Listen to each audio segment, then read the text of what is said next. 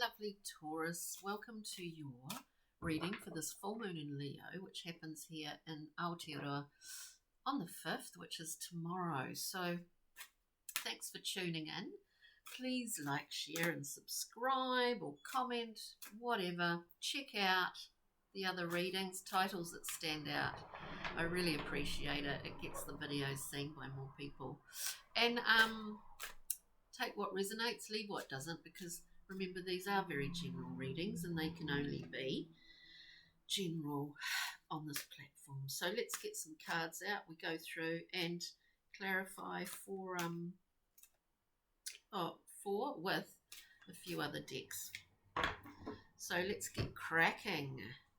It's very hot. We're having a heat wave here. So let's get cracking, Taurus. Crack, crack. We get the 5 of Wands coming out first and foremost. We're talking about, this can be about drawing boundaries, beating the mat just to see what's really underneath there. Or largely, actually, a lot of people sort of around you impacting your decision making, or there's a level of confusion here. There's a level of friction and frustration if that's occurring in your world, or maybe it has been, or it's something just mentally that you've been.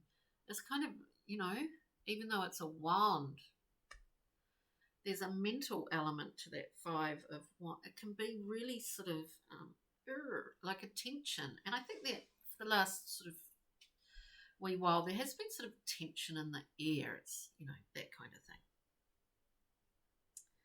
We then have the Queen of Discs, which really, Taurus, is you, this beautiful earthy queen who gets to she's come over all terrains and experienced many things and sits up there with her ibex, which is like a goat.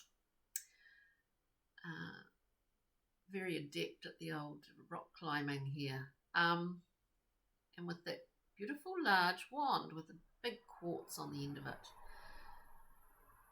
It's not the end of her journey. We're talking about that sort of the archetypal qualities of the Queen here in the physical, tangible world. And in the Thoth deck, she is reviewing the terrain that she's had to overcome. And sometimes it does feel like a bit of an uphill effort. And things I do feel, have been a bit stymied or suffocated lately, or maybe there's a lack of flow, or that you feel that, or maybe you don't feel that. But, sometimes it does feel like, oh God, why can't things just start to move? Why can't things just progress and move forward? It doesn't seem to matter what I do. Things are not doing that, but they will be, I would imagine, soon, Taurus, if you're a Taurus where you've been feeling that. And as I said, these are general readings. So we see you in your element, in some ways, that earthy element. And then we have the 7 of Wands, another wand, all about assessment. Wands are all about fire. We have that central 7th wand, which is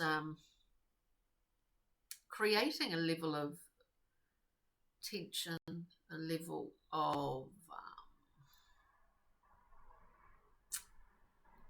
I think impotence comes to mind, but we need to refer to the 6 of Wands to explain that, because the 6 of Wands is a winning card. It's a very victorious card. It is a card of to be seen, to be of service to others, but actually to be celebrated, to see that in the faces of others. We get the 7th wand and it shifts the whole thing to a certain degree. This card is about standing up for your integrity and standing up for what is important for you and what is true for you. If you've been doing this And it's like, oh God, it's just like, oh, it goes on, and I'm not getting anywhere. Don't give up.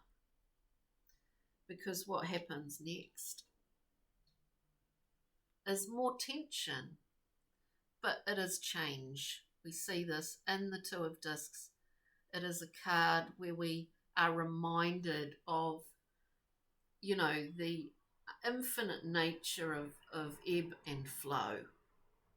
And that flow is just around the corner, Taurus. So let's clarify the Five of Wands for lovely Taurus, please. Five of Wands, we've got... Oh, look, yeah, I mean, it's kind of clear here, this Five of Wands, We get the Page of Wands, experimental, youthful, wanting to take risks, wanting to experiment. This is a beginner's mind. It's a learner's mind. We want to test the terrain here. We want to be pretty adventurous, actually, within this, Taurus. You may be feeling that you want to break out of something. You want to try something new. You want to, it's all of this sort of thing. I say that at heavy emphasis on that wanting to be experimental because we've got the Emperor here as well, and it would sort of indicate whether this is in a home environment, work environment, creative, whatever's, there's a restriction. That's the tension within this five is about restriction. Very clear to me, because there's a desire within some Taurians to branch out, to be more experimental, but there's a rigidity here that demands that you do certain things in a particular way. And I do see you here saying, well, no, I don't want that for myself anymore, Taurus. So let's look at this Queen of Discs, and this could be in relation to anything. Okay, Queen of Discs, which is you, Taurus. We've got the Eight of Cups. We're talking emotional detachment here. It's good. It means we can look around. We see here in this red cloak, sort of truth. Our truth, whatever that is. It's different for everyone, isn't it? Because we're all different. Yeah? But I mean, this is about, being your own authority. And so we can walk away from these Eight Cups without feeling a loss, without feeling like we've lost anything, because we've got a little buffer zone, Taurus. We've got emotional, a kind of emotional detachment. We know that things ebb and flow.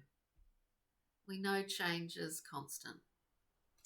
We know it because we're in it, We then have the Nine of Wands. So we have the Seven, of course, as we were talking about. We have the Nine of Wands in this particular deck. It is about default habits, about reacting to things, maybe always being on defense. I don't see you as that, I don't see that happening, Taurus. But this Nine of Wands, like the wounded warrior, there's a point where you just feel like giving up, isn't there? When you've been trying, don't give up.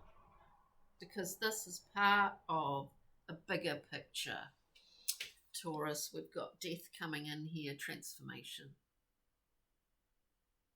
The process by which you move through this, because it's like moving through this sort of, choppy, swirly kind of sea. The process of moving through it is the whole process.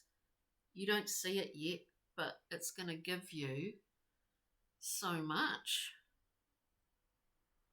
And I'm not going along that. I'm not talking about that sort of weird idea that the more you suffer, the more what is it? The more you suffer, the more you are rewarded. I mean, that's just rubbish. I'm talking about this has been a natural process for you because of your shifting desires and your shifting needs. And that through this choppy, swirly, whatever it is, process that you come out with so much more, Taurus. It's a wonderful thing. It's a really lovely reading, actually. So let's get a, I don't think we need to, no, really clarify those other cards, because that's basically, we'll just shuffle these up. Rock, mineral, crystal, that's basically the guts of it. Rock, mineral, crystal, Taurus. This beautiful full moon in Leo. We've got golden or gold sheen, obsidian, beautiful. Personal power, spiritual manifestation, earth healing, new experiences, which I think is a key here. To this reading, pixies and fairies speak of the great support of friendship, of which you have. On that note, Taurus, thanks for joining me. I hope you got something out of this reading. And do check out other titles that stand out. Ka kite, have a wonderful full moon in Leo.